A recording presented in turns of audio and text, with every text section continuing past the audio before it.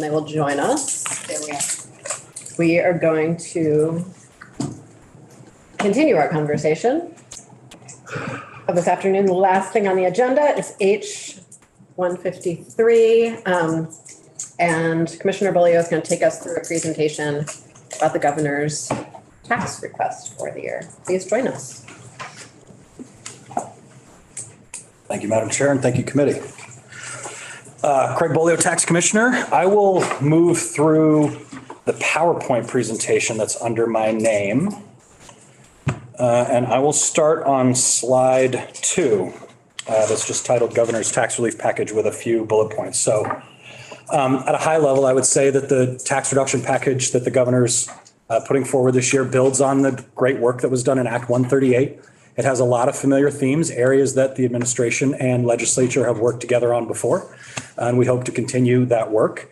The governor's package is about $17 million in state tax reduction. As well, there's a unique opportunity that I know we've talked a little about before, and we'll jump into more detail on today, to provide a federal tax cut to a portion of Vermonters while increasing state revenues. And the Joint Fiscal Office has estimated that that is between $10 and $20 million of federal tax relief. So all in, it would be somewhere between 27 and 37 million of tax relief overall. These provisions are accounted for in the governor's recommended budget, and they are all currently part of H 153 that is sponsored by Representative Canfield. And so I thank you for your support on those proposals and hope the committee will be intrigued by them. So I will start with the unique opportunity that's in front of us, the what's called the SALT cap workaround, or the pass-through entity tax. So some background that I'm sure most or all of the committee's aware of. In 2017, the federal government passed the Tax Cuts and Jobs Act that limited the state and local tax deduction, the amount that you can deduct on your federal personal income taxes for state and local taxes paid was capped at $10,000. And states have historically really liked the SALT deduction that it's called, because it means the federal government is subsidizing a portion of a state's taxing capacity, right? And if a constituent in a state pays $1 more in taxes, they wouldn't end up actually paying that full dollar because of that SALT deduction. Now, states quickly worked to try to get around this cap.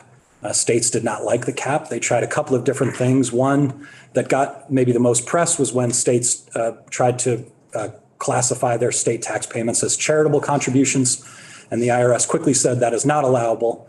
And so states started to think up other structures, and they came up with a pass-through entity tax that is applicable for pass-through entity owners of partnerships and S-corps and LLCs that are taxed as partnerships and S-corps. And nobody really knew what was going to happen with that until late 2020. The IRS issued notice 2020-74 that said, yeah, this is okay. And since then, a lot of states have passed it. It's been what I'm calling the Wayfair of the 2020s, where there's now, out of 41 states that have personal income taxes, you need personal income taxes to be able to do this. So 41 states have personal income taxes. 29 have passed this proposal, most of which came after that notice was issued.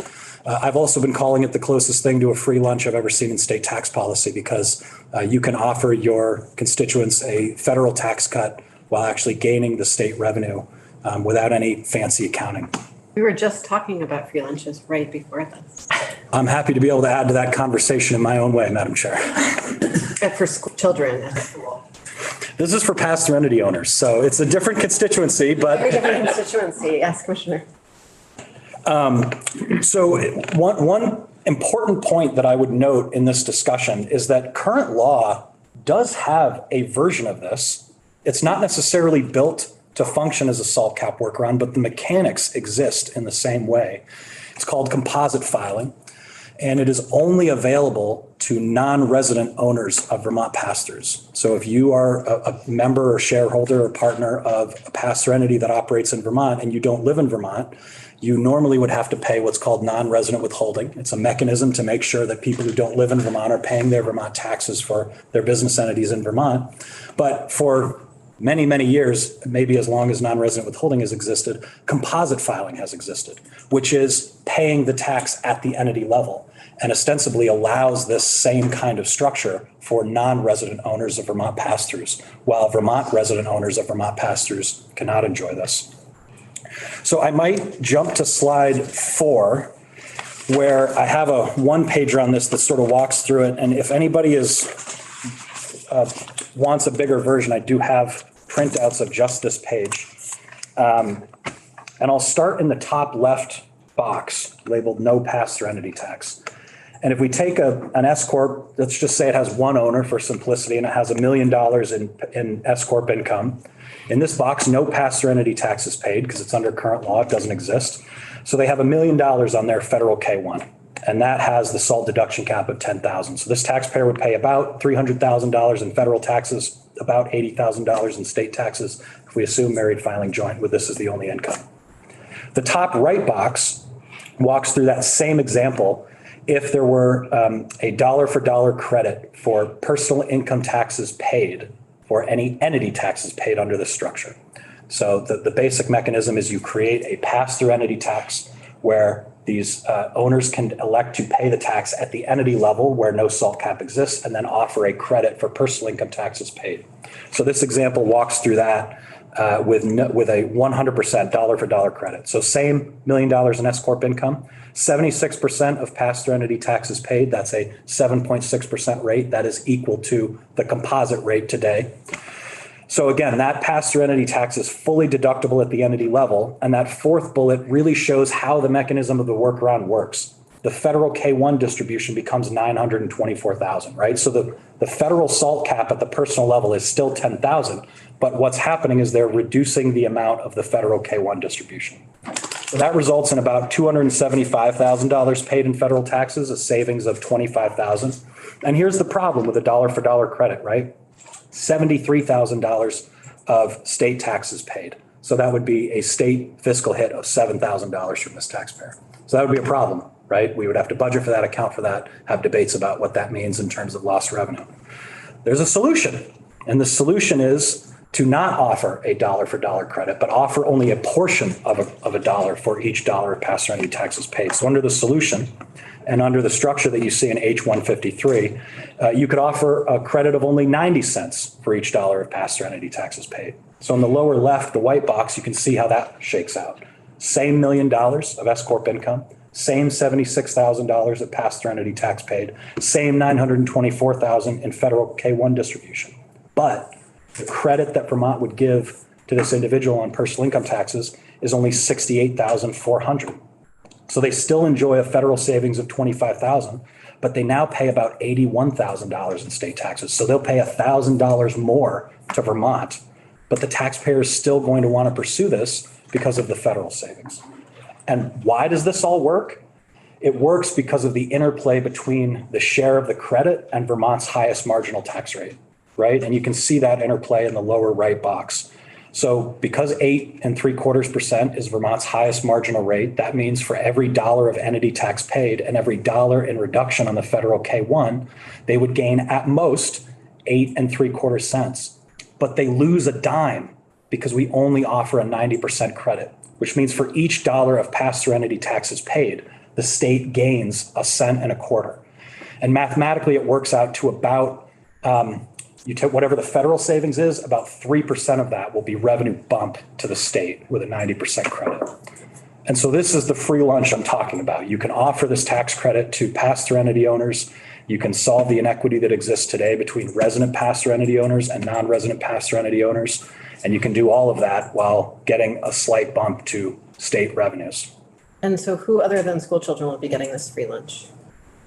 Well, school children. And I mean to ask, my serious question is, what's the profile of the taxpayer that would be benefiting from this? And then we have a question for Rick. Yeah, it's a pass-through entity owner that would be hitting the SALT cap today. And so, it's going to depend on what the income is. If you have no property taxes to pay, you'll probably hit the SALT cap with about $180,000 of AGI. If you have an average property tax bill, let's call that $4,000. I think you probably hit it with about $150,000 in AGI. And then if you have, let's call it a high property tax bill, like say $8,000, I think you'd hit it with about $80,000 of AGI. So it can be middle income folks that still get hit by this. Property tax bills related to their home. Yeah. Representative Taylor, Beck, Meadows. I don't mind telling you I'm lost. Great. It's really weird stuff. I don't know what a K1 distribution is. So, now we can go, there's two approaches to this. We can try to have you explain it to me, or I can offline say, okay, let's go through this at about 1/3 the speed and pick through each one. I'm still trying to figure out why states like not having a $10,000 cap, which, I mean, that's back about 3 pages. So how do you want me to handle this? I think it would be great for Commissioner Bolio to explain this. Okay. Sure. So Can you go back to that? Absolutely. first and go real slow? yeah, so the high level of why states like the SALT deduction, right? So that is allowing you to deduct state and local taxes paid on your federal tax return, right? So that means for every dollar of state taxes paid, you're going to get some reduction on your federal taxes. So states really like that deduction because that means that any dollar of state taxes paid by an individual is not necessarily fully borne by that individual, right? Part of it is subsidized by the federal government. That portion that they're going to get in reduced federal taxes because of that deduction will subsidize a portion of that dollar paid. And I would jump in there to say the federal government is not like an anonymous entity ruling on high, but in fact, all of us and our tax dollars. Sorry, back to We you. have no control. Okay, I think I've got that one. So then walking through this, really what this structure allows is a way that has been deemed okay by the IRS to work around that cap for a portion of constituents. So let's give me examples where there's where a person is paying this much and under the new system, they would be paying. And I need to know who they're paying and what they're paying. Yeah, sure. So if we look at this example, this would be a single S corporation, so a pass-through entity with one owner. We can try to do that to make it easy. That has $1 million in that income, right? So under current law, in the top left box, that person, not at the entity level, at their individual level, right? Because that income flows through, and that's what the K1 is for, right? That is the document that shows the pass-through income from a pass-through entity that generally individuals, but also C corps might use to report their income on their own tax return. So this S corp generates a federal K1. So wait a minute, you got $1 million in income, a Yep. person who is a partner in that S corp gets the pass-through of $1 million That's right. on his K1. That's right. And Yep. says he needs to pay taxes on that. Okay. That's exactly right. Yeah. And so that equates to about $300,000 in federal taxes and about $80,000 in state taxes today. Okay. Skipping the top right box, because that leads to a problem, and going right to the bottom left, that walks through what it would look like if the structure in H-153 for the pass-through entity tax were to pass. So because it would create a state pass-through entity tax, so now this S corp would start paying taxes at the entity level, right? So instead of this individual saying, I'm paying my state taxes at the individual level, it would say, I'm paying just my state taxes at the entity level. Those are fully deductible on the federal 1120S, which is the federal return for an S corp. And so there's no cap at the entity level for that. So they can deduct that full $76,000 of pass-through entity taxes that would be paid on this business. And that lowers that K1 distribution. So where before they were having $1 million of K1 distribution, now they have 924,000. So that's the $76,000 difference. It's really a $66,000 difference between the $76,000 that was paid at the entity level and the $10,000 cap that would exist if it was just paid at the personal income tax level. Okay. This is one of the most complicated things I've ever seen in state tax policy. Like it's really in the weeds stuff. Beck, Meadows. So somebody just has high wages, Yep. maybe a director of a hospital or something. For that person, there's no pass through. I mean, they get a 10 or W2. Get a W-2, yep. employer. That's right. For that person, there's no opportunity here. This is just for. Correct. Okay. That's correct. Okay. And my next question, so what happens if, just thinking of as far as how much they, less in federal taxes or more in state taxes, if that credit is, say, 80% instead of 90%, how does that play out as far as where their tax savings are accrued or where their increased tax liability occurs? It's a more complicated question than I think it might seem on the surface. Okay. So it's not a linear scale. I think if your question is like, do they still see savings at 80%? I'm Yeah. guessing yes. Okay. I don't know exactly where that percentage is that they start to break even. And I don't think it's standard, but I can't quite mathematically explain to you why off the top of my head. I can explain the mathematical relationship for this, but as we've been looking at this, I don't think it's standard percentage where it's like a break even for everyone. But at 80%, I think I feel fairly confident saying everybody would still have some savings from They that. probably pay a little bit more in federal taxes, but their federal tax savings would decrease, but their state taxes might increase more than at 90%? I would correct one thing there. The federal savings shouldn't change. Okay, The credit scaling shouldn't change the federal That shouldn't portion. change. It will just change what they pay to the state. so at 80%, would they pay more to the You state? pay more to the state. More to the state. As you lower the credit, the amount you're going to pay to the state goes up. Okay, But the federal should stay the same, right? Because they're Stay the same. still taking that full Yeah. tax payment at the federal level. I mean, okay. maybe implied, but just to say it explicitly, right? So the relationship between the highest marginal rate and the credit means that because the highest marginal rate is 8.75%, Yeah. if the credit were 91 and a quarter, it'd be exactly revenue neutral, right? For everybody mathematically. But- So as you get over 91 and a quarter, it starts to be a state revenue hit. Under 91 and a quarter, state revenue gain. And so if the marginal rate went up, If it was more than 10, it would start to be a hit to state revenues. At The 90. highest marginal rate went over 10. All right, thank you. Addos, Sure. Sims. Brannigan. Were you up, Anthony, too? Okay, I'll take it after Brannigan. Thanks. Pass-through entities include LLPs, LLCs, sole proprietors as well. A sole proprietor is probably filing on Schedule C.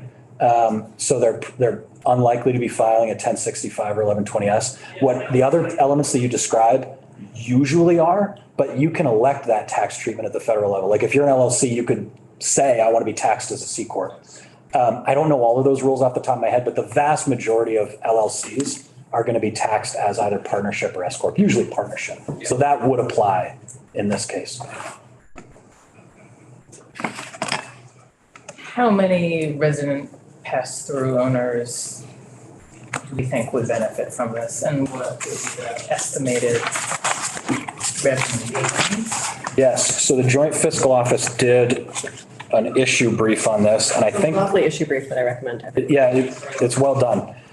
So, yeah, I think they were estimating 20,000 pass-through entity returns that this could impact, $10 to $20 million of federal tax savings, and then the governor's recommended budget has been carrying $500,000 in revenue after that because, again, it's not perfect, but the mathematical relationship is essentially that it's a little more than 3% of the federal savings you would get in revenue up from a 90% credit. So we said, JFO had said somewhere between 10 and 20 million. Let's split the difference and say it turns out to be 15. 3% and change of that equates to the 500,000 that the governor's recommended budget is carrying. And again, what we're allowing those resident pass-through entity folks to do is to take an additional or see an additional reduction in their federal taxes, which unless we did this, they wouldn't be able to do while also increasing our state revenues. Yeah, did you say federal tax reduction or deduction? I guess they're synonymous here, so I guess I won't even worry about the word, but yes. We're helping people shift from upper left to lower left, but families. Yes. We are all impacted by what revenues our federal government receives or doesn't receive. Sure. I would also say that the federal government is going to run deficits either. Like the amount of money that Vermont is going to be playing with here compared to the federal budget and the fact that 29 other states have like waived this cover charge for their residents, like we're a drop in the bucket of. I get what you're Use every saying. $500,000 we could. I'm not ignorant to that fact, but right, it's like, again, as we look around to the states who have done this, and it's all above board, right? It's It's allowable through the IRS. So like really this is just taking advantage of what the IRS says is the tax law federally. Yeah, I mean, I think I don't love that this is an option that seems available to some, but not all. But that exists at the federal level, and if there's an opportunity to actually see a net revenue gain, it does seem hard for me to That's the free lunch. not have it seems hard to have a problem with free lunch. Well, and I appreciate you raising that. I mean, again, I understand the concern of, and Representative Beck, you raised the same, right? That this isn't available to wage earners. And that's regrettable, right? We're operating within the structure that has been deemed allowable, right? And so it's not as if we can set whatever rules we want, right? So this structure has been deemed allowable. And again, I would say current law has an inequity in it as well that is advantaging non-resident owners of these same entities today. So doing nothing perpetuates an inequity as well. I mean, we would be actively choosing to allow people to take advantage of this. So there is a role for us to play here. Totally understand. Yes, I totally hear. Yes, but I just think that doing nothing also has an impact on equity that I think we should be mindful of. Against, in comparison to non-residents. Correct, favoring non-residents of these same entities. So just to further identify this group of people we are benefiting, am I correct when I say that S corps, basically people who set up an S corp and then use this PTE with it, they have to own a little business. They have to have a meat market. They have to be maybe selling Tupperware. They have to have some kind of little business to generate income and run it through. Is that right? It doesn't have to be little, but they generally are smaller businesses than C Corps, for instance, right? There's going to be limitations about the number of shareholders that exist with an S Corp that doesn't exist with a C Corp. You can't go to public capital markets as an S Corp, right? So I would say it doesn't have to be smaller. There can be very high revenue S Corps or very high profitability S Corps. But I would say generally speaking, pass-through entities are smaller businesses. Yeah, I think that's a fair characterization. Smaller businesses than C Corp, Yeah, sure. but not necessarily small. I mean, the level of revenue that you need to profit to make a difference on this is fairly high by Vermont small business standard, or by Vermont income standards. I mean, again, at somewhere between 80 and 150,000 of AGI, I don't know if I'd call that very high, but I guess that's a decision you folks have to make. And so Not how much you make selling Tupperware, I guess is what I'm trying to say. so it wouldn't be the woman selling Tupperware. No, because if she's selling a lot of Tupperware, but I mean, you have to be hitting the SALT cap, right? So you have to be paying more than 10,000 in state and local taxes between your income taxes paid and usually property taxes or what else people deduct. So it's legal at the federal level until it isn't legal anymore. So do you get any whiffs of the federal government saying, okay, that was fun, now we're not gonna do this anymore? I don't have a crystal ball, but here's what I can say about that, right? The IRS has issued guidance that says this is okay. 29 states have done it now.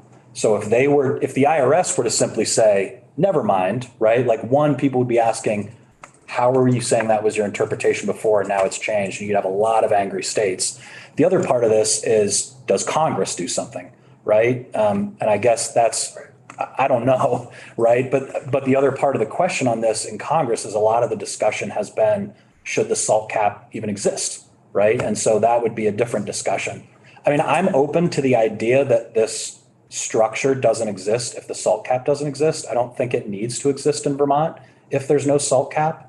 So if something were to change on that front, I'd be open to some kind of sunset trigger or something. But it's really hard for me to say that it would change in that way. I find it very unlikely that this specific element would be disallowed outside of a broader discussion about the SALT cap. But I'm speculating. Thank you. Sure.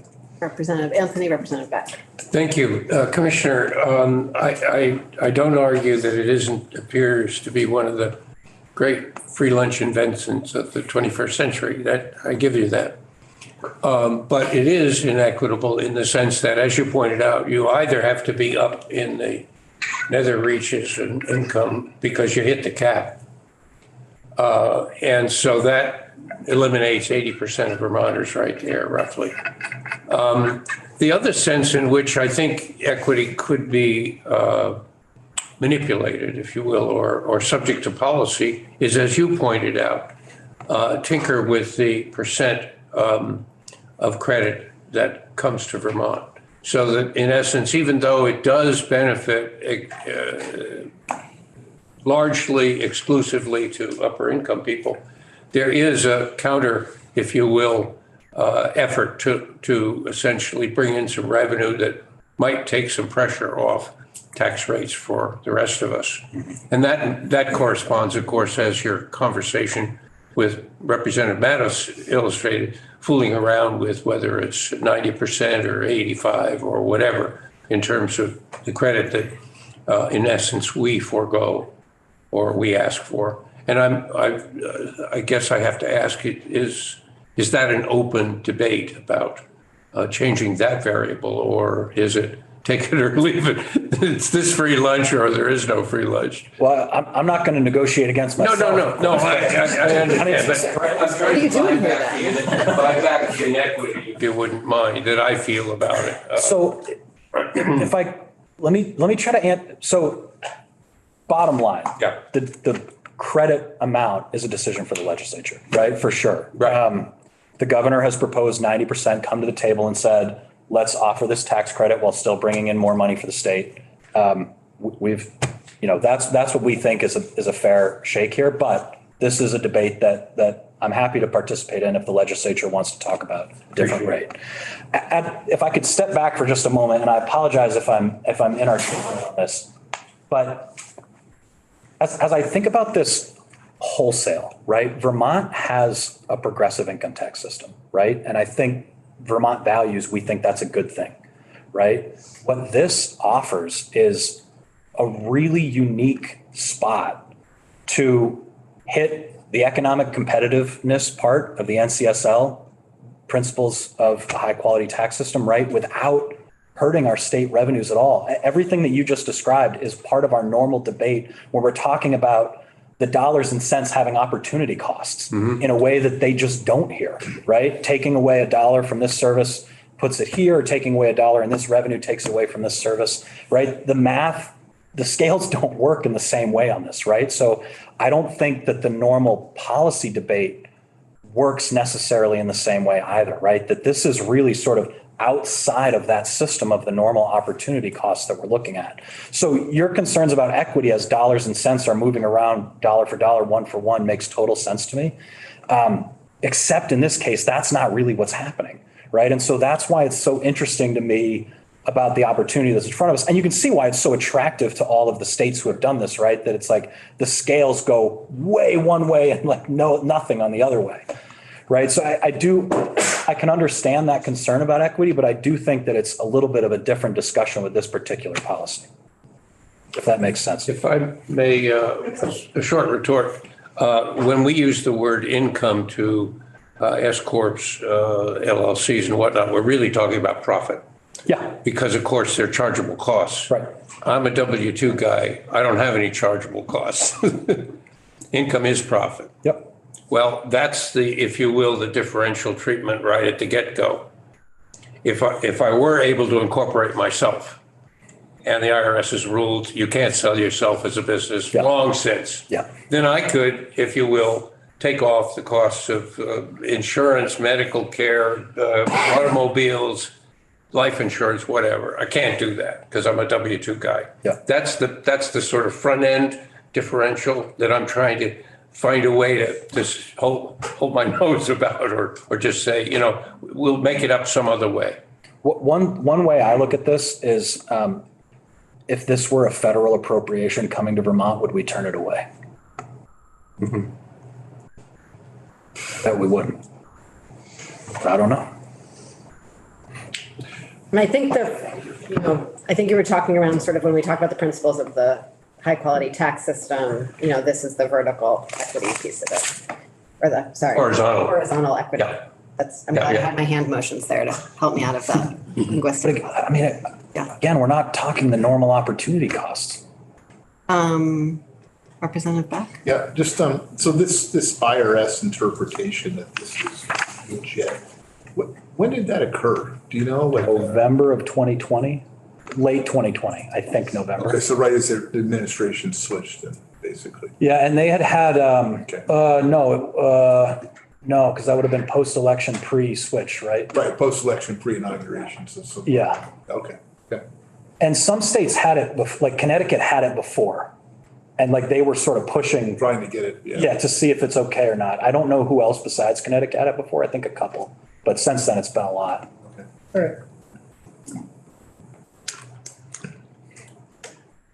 Okay, floor is yours again. I have a map on the next slide, slide 5, that shows around the country. Blue states don't have income tax, so they can't do this. Green states have passed this, yellow states have not. So you can see again, as I talked about, the 29 out of the 41 can. Even in most of those yellow states, there's been legislation introduced. I don't know exactly where all of that is. I think only Maine and Delaware have taken no action on this. I would also point out, there's a few elements of the structure in H-153 that I'm appreciative of from an administrative point of view. The first is that the structure is elective, which means that businesses that this doesn't make sense for, they won't do it. So that'll cut down on the amount that we have to process through this system.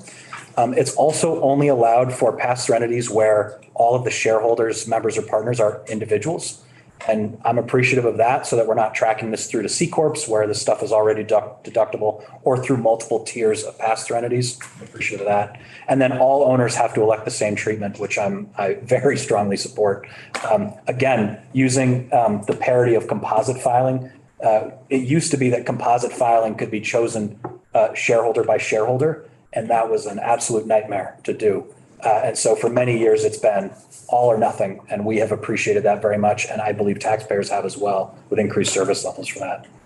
I also would point out one final thing on this topic, which is that current law not only prevents resident owners of these pass-throughs from taking advantage of this with their in-state businesses, it also prevents resident owners of out-of-state businesses where those states have pass-through entity taxes from taking advantage of that state's structure as well. Because normally, if you earn income in another state and you're a resident of Vermont, you pay taxes to that other state and you get an other state's credit from Vermont. The problem with this structure in current law is that if you are paying your taxes in the other state through an entity tax in that state, through their structure of this, and New York and Massachusetts both have this, we do not recognize that in Vermont as personal income taxes paid, because you got a big credit that lowered your personal income taxes paid in those states. So not only is it hitting resident owners of in-state businesses, it's also hitting resident owners of out-of-state businesses who can't take advantage of those other states' pass-through entity taxes, even though those residents in those other states can. This bill addresses that as well by clarifying that the other state's credit, if somebody is taking the pass-through entity tax here, they can have the other state's credit be based on the pass-through entity tax paid in another state. Whew. That one's complicated. The rest are not as complicated as that. Happy to move on to the next piece, Madam Chair. Sure. That's good. So the governor is also interested in further increasing Vermont's earned income tax credit. I think this is a program that this committee is very familiar with. It's a federal credit based on earned income, and it really helps put more money in the pockets of low and moderate income Vermonters. I think a lot of think tanks and groups in this space see it as one of the most successful anti-poverty programs ever created. Many states, Vermont included, have their own version of an earned income tax credit. Many of them piggyback the federal credit, as we do in Vermont. And Vermont's is 38% of the federal credit. That was increased this tax year. It had been 36% of the federal credit. I do think that there are 3 jurisdictions that have a more generous credit than Vermont at this point. And so moving us to 45% fully refundable would put us at the top tier, not the top, because DC has made theirs really high and it's still going up. But if you look at slide 8, I show those 4 jurisdictions, including Vermont, which I think are the 4 most generous in the country. Maryland, the state of Maryland, has an interesting calculation, but ostensibly it's 45% refundable. They actually have 100% of the federal credit for those without children. And then the portion of your credit that is non-refundable is 50% of the federal credit. And then the portion of your credit that is refundable is 45% of your federal credit. When I first heard it, I was like, there's no way they calculate it that way. And then I looked at it and it really is. So it's complicated, but ostensibly it's 45% of the federal credit or more generous. And they actually have more generous qualifications than the federal as well, in that they allow it for people with ITINs, whereas the federal government says social security numbers only. And they also have no age minimum requirement, which I believe at the feds is 25. So I think Maryland has a more generous credit than us. The District of Columbia is also, they've gotten a lot of press for really expanding it. So I think they have 100% for folks without children and now 70% fully refundable for those that do. There's a scaling up over the next few years. At 2026, I think they will be at 100% refundable for everybody. And then New Jersey, it may be more arguable, but I would still argue they have a more generous credit than Vermont, and that theirs is 40% fully refundable, but it's only available to those with qualifying children. So there is an element of the population in New Jersey that isn't eligible, that is in Vermont. But I would say in a normal year, about 95% of the EITC money in Vermont goes to those with qualifying children. So for that audience, that's the vast majority, overwhelming majority. I think New Jersey's is a little more generous than ours. Have you given any thought to other ways we might structure Vermont's credit so that it is benefiting those folks without children more? I think if you want to do that, the easiest mechanism is to increase the percentage for those without kids, as opposed to a broader restructuring. We get a lot of benefit from the fact that our eligibility ties to the federal government, so that we're not tracking it ourselves. And it's a lot easier for taxpayers because the calculation is complicated. And so it's easier for vendors to just do that. So I guess I shouldn't say many, because I don't know off the top of my head if it truly is many, but I've seen multiple states that have taken that approach where the percentage is higher for those without children. It still ends up being a higher credit for those with children just because of how quickly the credit scales up when you have children. But that's one way to try to make it more impactful and more attractive for those without children. And could you do that and still do the ITN numbers that? I'm sorry. Was it New Jersey or Maryland who were including folks without social security numbers? Maryland. It's not something I've studied extensively. It would theoretically open up a small fraud risk, but I don't know how sincere that is. And I don't know I don't know how much that Maryland feels like that opens them up to risk either. I'm not aware of many other states taking that approach, but I'd be happy to look into that. Is that something that you're interested in? Something I'm curious about. Yeah, I'm happy to look into that and see if other states do that. Yeah, sorry, I can't speak to that more intelligently off the top of my head. Just like personally, I appreciate that the current structure recognizes the additional costs for children. Bless you. So, I mean, I didn't quite. I appreciate the approach that it has now to recognize what I see as additional costs for parents with low income who have children, and that there's a more generous benefit that, in my opinion, recognizes those additional costs. But like expanding eligibility. Anyone have any other EITC questions? Okay. That proposal is $5.25 million to move from the current 38% to 45%. The governor is also interested in expanding the Social Security exemption for income taxes, as well as the civil service retirement system deduction that was put in place last year, though I haven't explicitly labeled it on the sheet. Apologies for that. So the governor's proposal is to increase those thresholds by 15,000, so that today it's single filers. Oh, I have a table. Perfect. Today it's single filers at 50,000 and joint filers at 65,000 can take a full exemption. And so this and then it phases out over the next $10,000 of income. This would move that to 65,000 and 80,000. I have a map on slide 10 that talks about how 39 other states either fully exempt Social Security or don't have state income tax. So my map colors are a little bit different, but still hopefully easy to follow. Blue is no state income tax.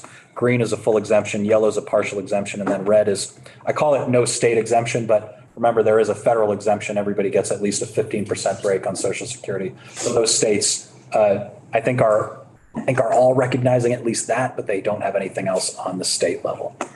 Funny mix of states. So I'm sorry, Madam Chair, I didn't catch that. It's a funny mix of states. I don't, Oh, usually you can sort of see political or revenue commonalities across states with things like that. But yeah. Craig, some people have, I hear, they say, well, we can move it to, 65 this year or 60 or whatever. Some people are just saying, just put an inflator on the thing. What An was that? inflator.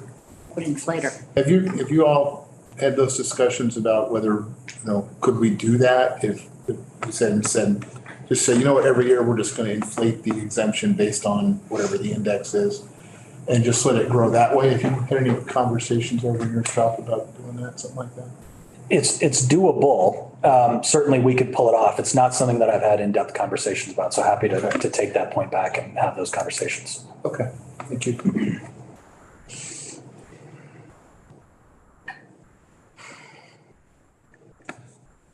Keep going? Okay. And then not the final, second to last one is one that I know long-term members of this committee know well, and an issue that's very close to the governor's heart is exempting both military pensions and survivor benefits from state income tax. I, again, have a map because I love to show off my cartography skills. I made these maps by hand, I might note. With Microsoft Paint, not by hand. I wasn't coloring them myself. But like freehand and paint? The paint bucket tool Oh, okay. with an outline map. Oh, but you had an outlined map. Yeah. That's what I was. Oh, man, it's getting less impressive by the second. Every pixel? So 38 states fully exempt military retirement pay. I would note both Vermont and Virginia moved out of the red column last year into the yellow, where we now have a partial, but Vermont's partial benefit is fairly limited. So the governor feels strongly about this for two reasons. One, it celebrates the service that these folks have conducted in dedicating 20 years to the military. And it also can help enhance our workforce, where the JFO issue brief on this topic said that it was a national figure, but nationally 70% of military retirees are between the ages of 35 and 50. So they're almost certainly at those ages going to be looking at a second career. The current Vermont law is a $10,000 deduction if you are under the Social Security threshold, so $50,000 for single, $65,000 for joint. But you also can't take both the Social Security exemption and the military retirement pay exemption. And I cannot think of a scenario in which somebody would qualify for the Social Security exemption and it would be more advantageous to take the military exemption. So ostensibly, it's really just for those who are not eligible for the Social Security exemption. So the governor's proposal fully exempts military pension pay and survivors' benefits from state tax, and is proposing to do away with that exclusion for those who are taking the Social Security exemption. That has a $3.21 million base revenue impact. That's net of the impacts of last year's proposal. And that one is not anticipated to grow. I think that well, that's an interesting philosophical question, right? So the last several years have seen, I believe, a net outflow, so it wouldn't grow in that sense. And so then when you get more military retirees that are coming in, it would grow from a tax expenditure report, but it's also revenue you didn't have before. So did you really lose it? And do you anticipate that more retirees would move here? That would be the hope, that we would be able to retain more and attract more. California has a lot of military retirees, I believe. I'm not familiar with their stats offhand. I think it's in that issue brief. Yeah, JFO did an issue brief on that one. I don't have that one on my fingertips. There's some stuff on the Ways and Means page from probably 2 years ago. Study that JFO did on financial benefits, pro and con. Some of it may be What pro and con? Sorry, I just didn't. pro and con, financial benefit or loss.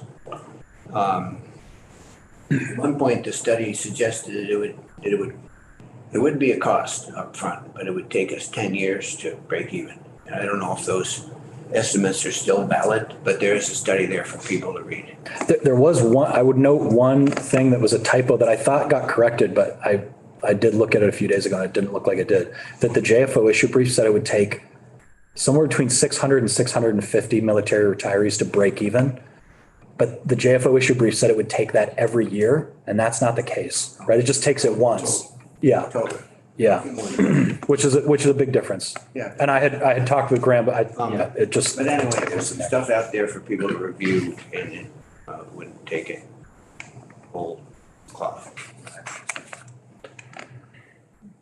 And then happy to move on. Okay, my last one is the alternative minimum tax. And I'm happy to say this time, Madam Chair, I have not only one full slide on it, I have several slides on it. 3, I think. So the last, Did we not have enough last? I don't. I had it as a bullet point and you said you were disappointed that I didn't have a whole slide on it. Oh. So now I have 3 slides.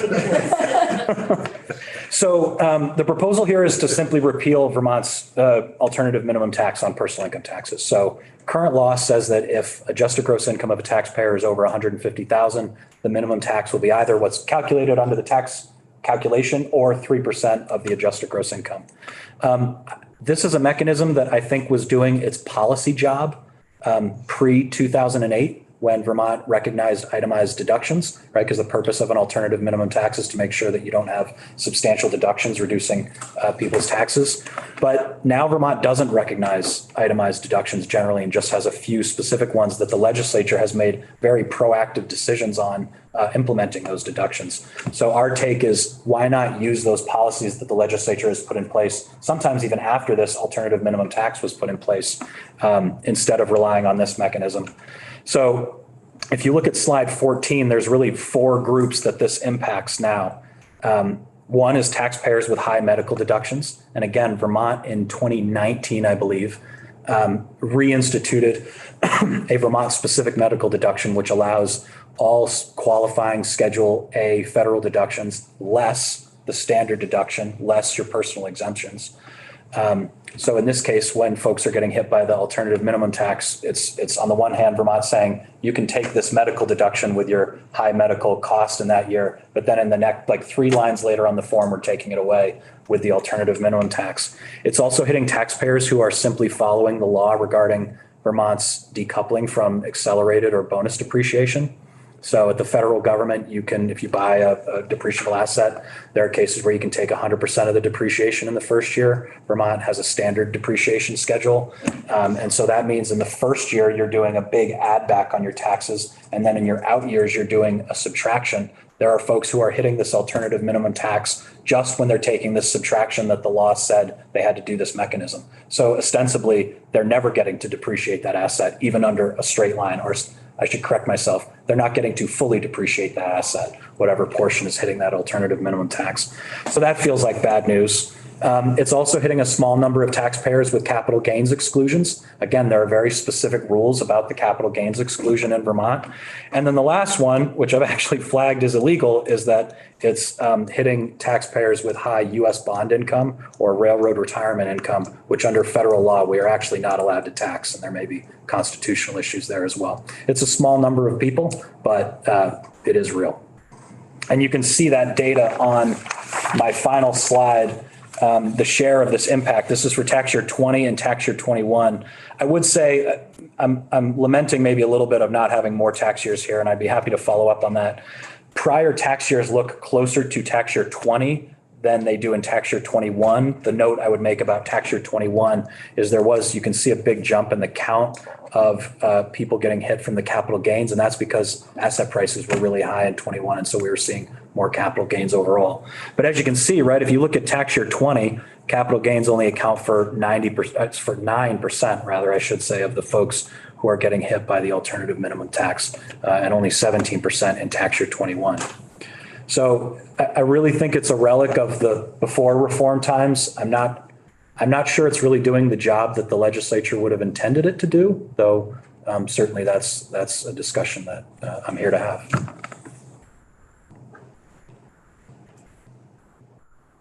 I was in the legislature for an entire year before I understood what the expression belts and suspenders meant. I know we have someone, I think, wearing suspenders today. I don't know if it's wearing. No, no, You have a belt too and suspenders? and my pants are held up. Great. Like our tax system. Questions from the committee? I guess my only point on the belt and suspenders point would be which of those four groups are we really worried about? If any, are we really worried about that belt and suspenders, right? And if it's any one of them, is it worth taking all that money from those other groups just to do that? I would argue no. But does the governor want this? The governor would like to repeal the alternative minimum tax so that these folks who are getting hit by it can just take the deductions that the legislature has put in law separately. Okay, I see.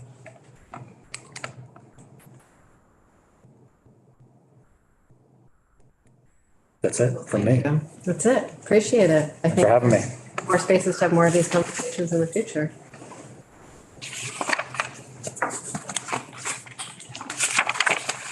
And with that, everyone, we are finished for the day. And we will be back here tomorrow morning at 9.